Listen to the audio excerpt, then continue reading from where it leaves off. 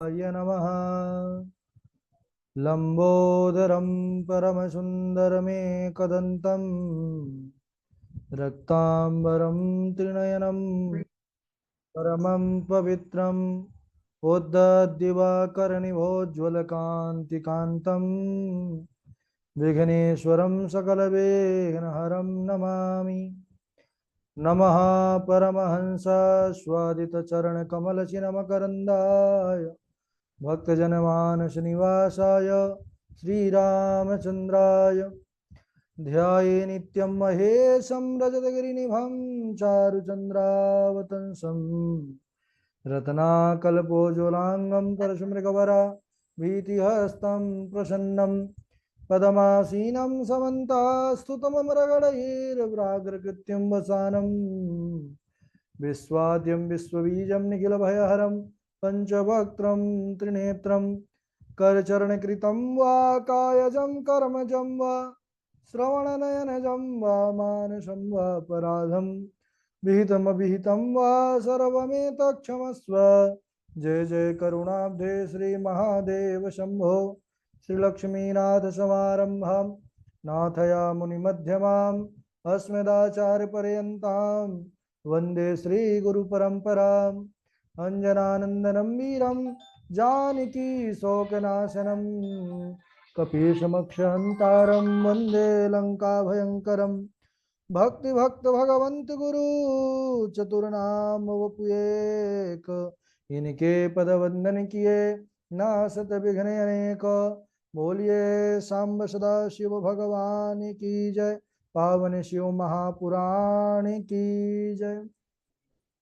परम मंगलमय परात्पर अखिलेश्वर अचिंत कल्याण गुणगण निधान सर्वेश्वर सर्वाधिपति श्रेष्ठ आचरणवान प्रजा के सुखदाता विज्ञान के पूर्ण ज्ञाता देवाधिदेव जगत नियंता जगदीश्वर पंच तत्वोत्पादक विश्वेश्वर मंगल करता श्री सांब सदाशिव भगवान के पावन चरणारविंदों पर कूटसा नमन नतमस्तक वंदन एवं अभिनंदन।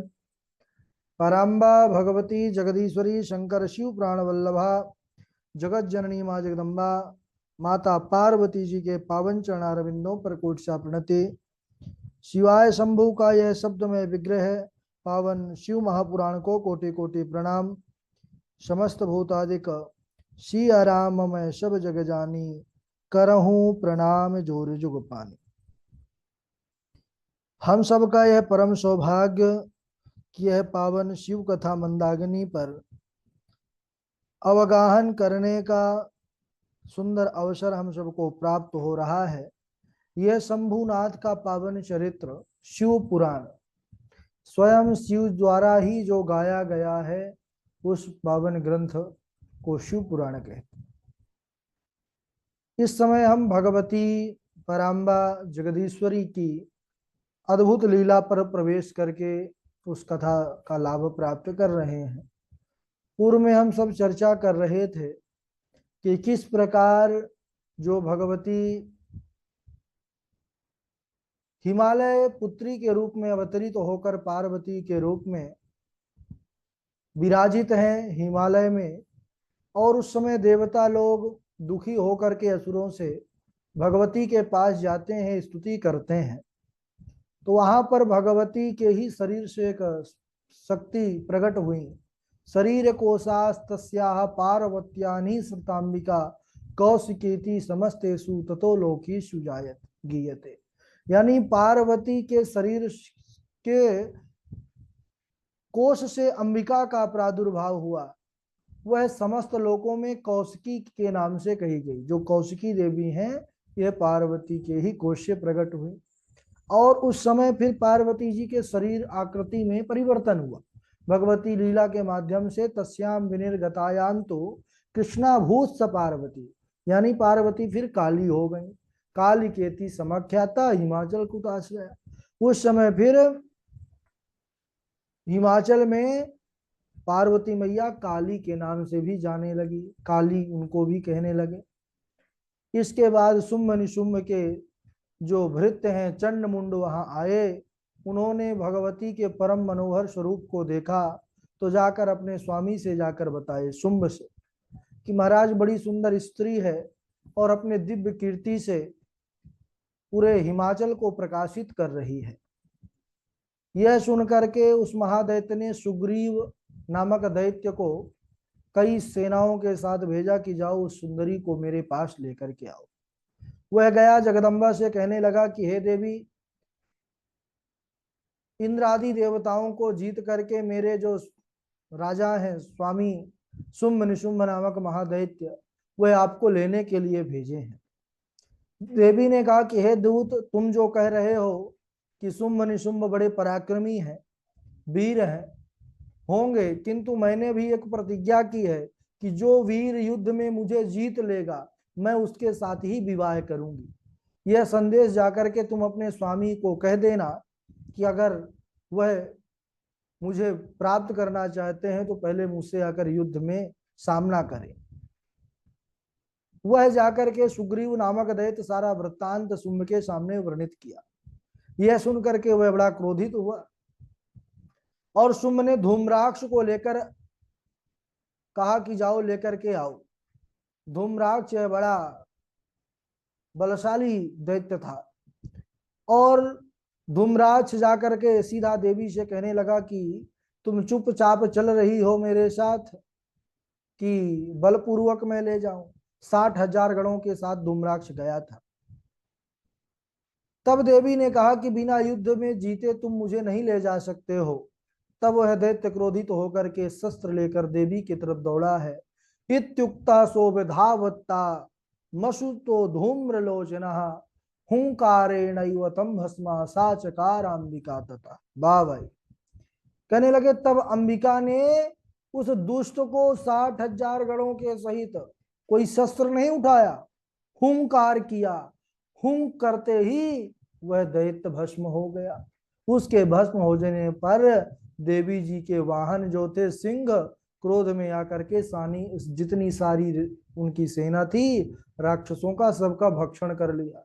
सिंह ने कहा कि चलो भाई तुम लोग भी जाओ अपने स्वामी के साथ। उनको भी भेज दिया हम लोग। अब इधर शुंभ ने अपने सेनापति धूम्राक्ष का जब मारा जाना सुना तो उसको क्रोध आया। तब चंड मुंड एवं रक्त बीज आदि दैत्यों को बुला करके युद्ध के लिए भेज दिया। तब सिंह वाहिनी उस जगदम्बा को देख करके वे दैत्य बोले कि हे देवी, तुम प्रेम पूर्वक शुंभ निशुंभ में से किसी को अपना पति बना लो और शोभा को प्राप्त करो। इतना सुन करके वह देवी बोली कि जिनकी विष्णु आदि सभी देवता स्तुति करते हैं, जिनके तत्व का भेद कोई नहीं जान पाता है, उसी परमात्मा की मैं सूक्ष्म प्रकृति हूं। फिर भला किसी और को मैं किस प्रकार अपना पति बनाऊं? हे दैत्य, यदि कुछ शक्ति है तो तुम मुझे जीत कर ले जाओ। दैत्य बोले कि हम अबला नारी समझ करके तुमको मारना नहीं चाहते थे, किंतु अगर तुम स्वयं ही मरना चाहती हो तो ठीक है, अब तैयार हो जाओ युद्ध के लिए। यह कह करके दैत्यों ने बाणों की वर्षा करना प्रारंभ कर दी। तब युद्ध में देवी ने चंड मुंड रक्त बीज आदि सभी दैत्यों को अपने खड़ के द्वारा यमलोक पहुंचा दिया, सबका वध कर दिया।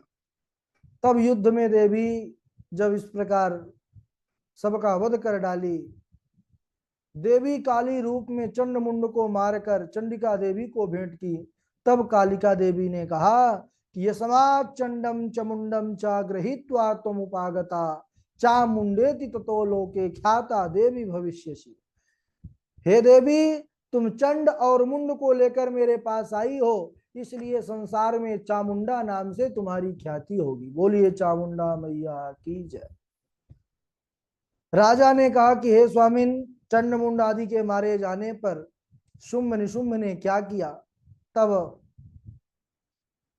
वह ऋषि महात्मा मेधा ऋषि कहने लगे कि अब आप जो अभी चरित्र श्रवण कर रहे थे उसके बाद क्या हुआ उसको श्रवण करिए। ऋषि बोले कि चंड मुंड आदि दैत्यों के मारे जाने पर बड़े बड़े दैत्य जो महाराज जिनका नाम था काल के मौर्य दोहृद, बड़े बड़े दैत्यों को युद्ध करने के लिए भेज दिया और स्वयं भी रथ में सवार होकर युद्ध के लिए चल पड़ा। तब जगदम्बा ने शत्रु सेना को देखा तो अपने धनुष पर बाण चढ़ाकर बाणों की वर्षा करने प्रारंभ कर दी।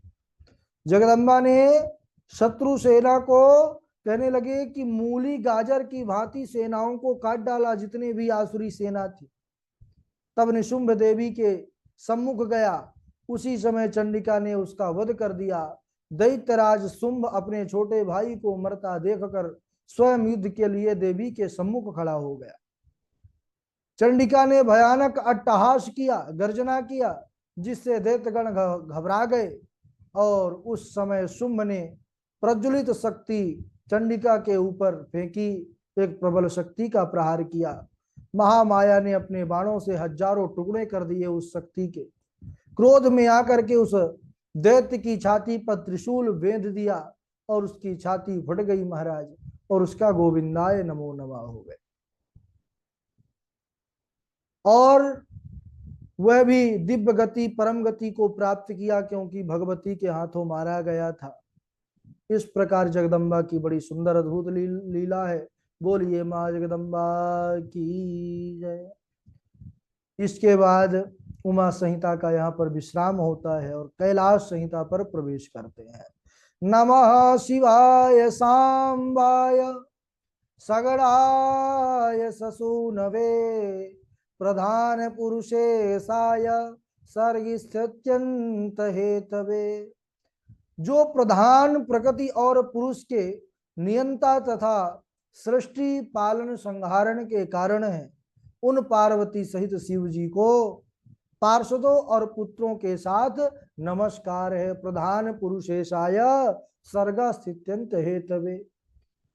इसके बाद ऋषियों ने कहा कि हे महाराज, श्रुतो मांस सहिता रम्या नानाख्यान समन्वितान कैलाश संहिता ब्रूहि शिव तत्वं विवर्धिनी। हमने अनेक आख्यानों से समन्वित मनोहर उमा संहिता को श्रवण किया आपकी कृपा से। अब आप शिव तत्व को बढ़ाने वाली कैलाश संहिता का वर्णन कीजिए। व्यास जी बोले कि पुत्र, अब तुम प्रेम सहित कैलाश संहिता को सुनो, जो परम शिव तत्व को बढ़ाने वाली है, शिव भक्ति को बढ़ाने वाली है। एक समय की बात है, जब हिमालय पर्वत स्थित तपस्वी मुनियों ने काशी नगरी, भगवान शंकर जी की जो प्रिय नगरी है, उस पर चलने का विचार किया और वह पहुंच गए और मणिकर्णिका में जाकर गंगा जी में स्नान किया और विश्वेश्वर का दर्शन किया। उसी समय उनका मिलन सूत जी महाराज से हुआ। उन्हें देखकर सब ऋषियों ने उनका अभिवादन किया, उनका पूजन किया। सूत जी ने उनसे भी कुशल क्षेम पूछी कि आप सब कैसे हैं। मुनियों ने अपना कुशल समाचार कहा और उसके बाद निवेदन किया। जानते थे कि यह तो पौराणिकाचार्य है, कथा सुनाते हैं, बड़े ज्ञानी हैं। तो सूत जी महाराज से उन्होंने प्रश्न किया। ऋषियों ने कहा कि महाराज, हम सब प्रणवों का अर्थ जानने के इच्छुक हैं। जब मुनियों ने इस प्रकार कहा तो हे व्यास जी, जो व्यास जी के परम शिष्य हैं सूत जी महाराज, हे व्यास जी के परम शिष्य, आप हम सबको इस प्रणव के बारे में समझाइए, उपदेश कीजिए। तब उन्होंने कहा कि हे ऋषियों, आप सभी परम धन्य हैं जो आप शिव संबंधी प्रश्न किए हुए हैं। और प्रणव कहने लगे कि आप सब अनन्य शिव भक्त हैं, तभी जाकर के आपके मन में ऐसा प्रश्न आया है, और इस प्रणव से बढ़कर के संसार में और कुछ है ही नहीं। इसी में समस्त महेश्वर का ज्ञान समाहित है। प्रणव से ही सब की उत्पत्ति होती है, प्रणव से ही जगत का विस्तार होता है। यह प्रणव ही मूल है महाराज। प्रणव से ही सारे मंत्र प्रकट होते हैं, करोड़ों मंत्र। सूत जी महाराज बड़ी प्रशंसा किए हैं ऋषियों की कि आप सब बड़े भाग्यशाली हैं कथाओं के सुनने में, जो आपकी इतनी दृढ़ मति है। हमारे गुरु व्यास जी नैमिषारण्यवासी मुनियों को जो उपदेश दिया था, अब आपके प्रेम के कारण वही कथा मैं आप लोगों के सामने वर्णन करूंगा। इस प्रकार वह प्रसन्न हो करके और यहाँ पर कथा वर्णित करते हैं। लेकिन कथा क्या कहते हैं, प्रणव का किस प्रकार उपदेश करते हैं, कैसे उसका विवेचन करते हैं, इसको हम अगले दिवस श्रवण करेंगे। आज यहीं तक। बोलिए सांब सदाशिव भगवान की जय। बारी बारी से श्लोक सुना देंगे आप सभी लोग और उसके बाद फिर चर्चा करते हैं। सबसे पहले हमारे डॉक्टर साहब हैं, उनके बाद स्वामी गोपिकानंद जी हैं, फिर नंदा देवी जी हैं, पावनी जी हैं, नियति जी हैं, गगन जी हैं। चलिए।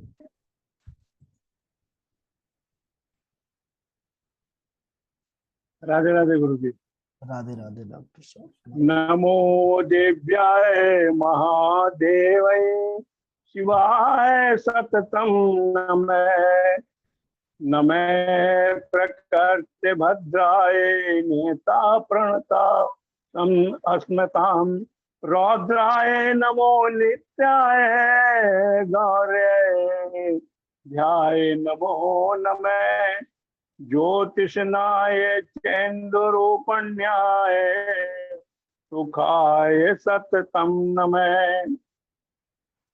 ततो हाहाकृत सर्वं दैत्यस्तन्ननाशय तत् प्रहर्ष चे परं जगमोह सकल देवता गणा। अतुल तत् तत्तेज सर्वदेव शरीरजम एकस्त तद भुन्नारे व्याप्त लोकत्रयम्। रसा राधे राधे गुरु जी। डॉक्टर साहब के बाद स्वामी गोपिकानंद जी, आप सुनाइए। राधे राधे आचार्य।